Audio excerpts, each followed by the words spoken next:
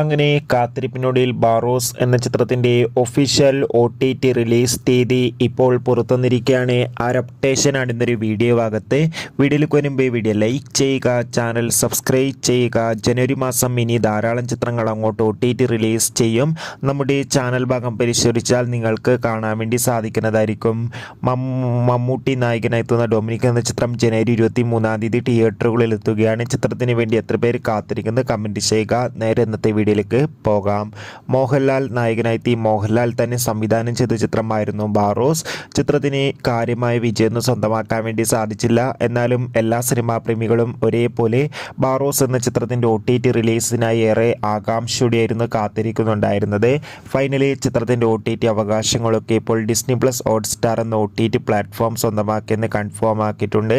കാത്തിരിപ്പിനൊടുവിൽ ചിത്രം ഈ വരുന്ന ജനുവരി മാസം 22-ാം തീയതി OTT റിലീസ് ചെയ്യും. കാത്തിരിക്കാം.